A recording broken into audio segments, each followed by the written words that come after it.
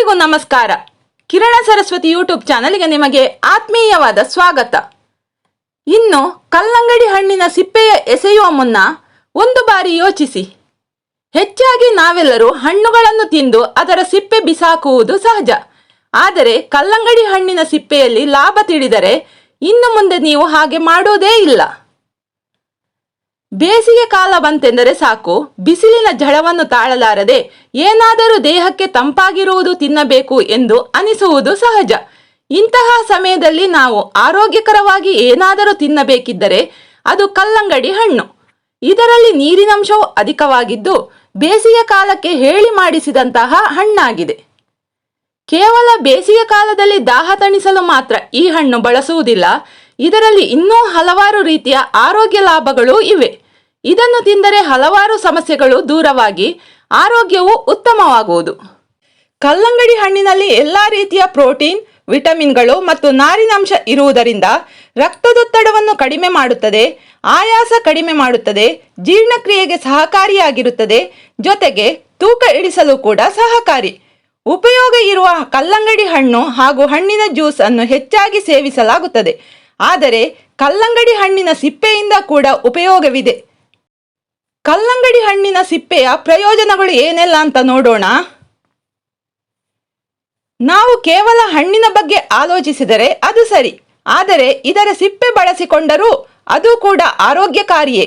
ಹೌದು, ಮಾವಿನ ಬೀಜವು ಆರೋಗ್ಯಕ್ಕೆ ಹೇಗೆ ಲಾಭಕಾರಿಯೋ ಅದೇ ರೀತಿಯಾಗಿ ಕಲ್ಲಂಗಡಿ ಹಣ್ಣಿನ ತೊಗಟೆಯು ಆರೋಗ್ಯಕ್ಕೆ ಹಿತಕಾರಿ.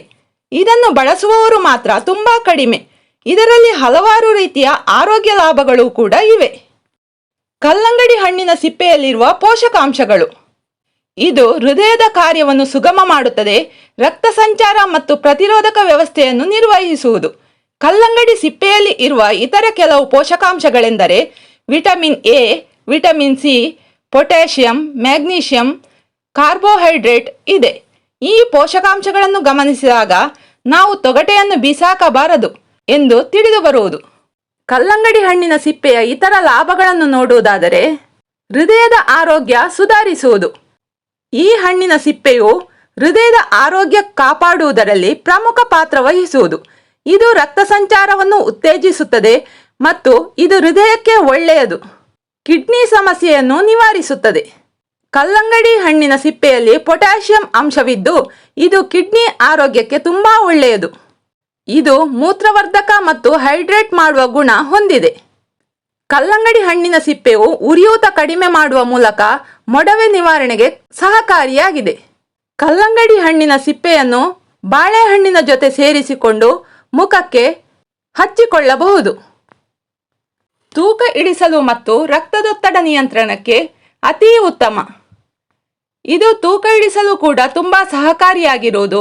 ಇದರಲ್ಲಿನ ನಾರಿನಾಂಶವು ದೀರ್ಘಕಾಲ ತನಕ ಹೊಟ್ಟೆ ತುಂಬಿದಂತೆ ಇಡುವುದು.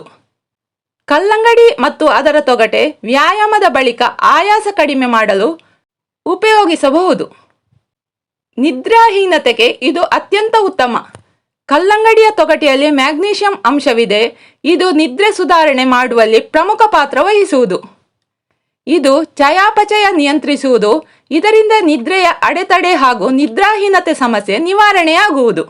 ಇದರಲ್ಲಿ ನಾರಿನಾಂಶವು ಅಧಿಕವಾಗಿ ಇರುವ ಕಾರಣದಿಂದ ಇದು ಆರೋಗ್ಯಕ್ಕೆ ತುಂಬಾ ಲಾಭಕಾರಿ ಆಗಿರುವುದು. ನಾರಿನಾಂಶವು ಹೊಟ್ಟೆಯ ಕ್ರಿಯೆಯನ್ನು ಸರಾಗಗೊಳಿಸುವುದು ಮತ್ತು ಕರುಳಿನ ಸಮಸ್ಯೆಯನ್ನು ನಿವಾರಣೆ ಮಾಡುವುದು. ಕೊಲೆಸ್ಟ್ರಾಲ್ ಮತ್ತು ಸಕ್ಕರೆ ಮಟ್ಟವನ್ನು ನಿಯಂತ್ರಿಸಲು ನಾರಿನಾಂಶವು ನೆರವಾಗುವುದು. ನಾರಿನಾಂಶವು ಅಧಿಕವಾಗಿ ಇರುವ ಆಹಾರವು ಹೊಟ್ಟೆ ಬೇಗ ತುಂಬಿದಂತೆ ಮಾಡುವುದು ಮತ್ತು ಆರೋಗ್ಯಕಾರಿ ತೂಕ ಕಾಪಾಡಲು ಇದು ತುಂಬಾ ಸಹಕಾರಿಯಾಗಿದೆ. ರಕ್ತದೊತ್ತಡವನ್ನು ತಗ್ಗಿಸುತ್ತದೆ. ರಕ್ತದೊತ್ತಡ ಕಡಿಮೆ ಮಾಡಲು ಕಲ್ಲಂಗಡಿಯ ತೊಗಟೆ ತುಂಬಾ ಸಹಕಾರಿ. ಸಾಮಾನ್ಯವಾಗಿ ಕಲ್ಲಂಗಡಿ ಹಣ್ಣಿನ ಕೆಂಪು ಭಾಗ ಸಿಹಿಯಾಗಿದ್ದು ಎಲ್ಲರೂ ಅದನ್ನು ಚಪ್ಪರಿಸಿ ತಿನ್ನುತ್ತಾರೆ. ಆದರೆ ಕೆಂಪು ಪದರ ಹಾಗೂ ಹಣ್ಣಿನ ಸಿಪ್ಪೆಯ ತೊಗಟೆ ಮಧ್ಯ ಮತ್ತೊಂದು ಬಿಳಿ ಭಾಗ ಪದರವಿರುತ್ತದೆ. ಇದು ಅಷ್ಟೊಂದು ರುಚಿಯಾಗಿರದಿದ್ದರೂ ಹೆಚ್ಚಿನ ನೀರಿನಂಶ ಇರುತ್ತದೆ. ಹೀಗಾಗಿ ಇದು ಆರೋಗ್ಯಕ್ಕೆ ಒಳ್ಳೆಯದು. ಆದ್ದರಿಂದ ಕಲ್ಲಂಗಡಿ ಹಣ್ಣಿನ ಬಿಳಿಯ ಸಿಪ್ಪೆಯನ್ನು ಬಳಸಿಕೊಂಡು ಮಾಡಬಹುದಾದ ರುಚಿಕರವಾದ ದೋಸೆಯನ್ನು ತಯಾರಿಸುವ ವಿಧಾನವನ್ನು ಈ ವಿಡಿಯೋದಲ್ಲಿ ತೋರಿಸಿಕೊಡ್ತಾ ಇದ್ದೇನೆ.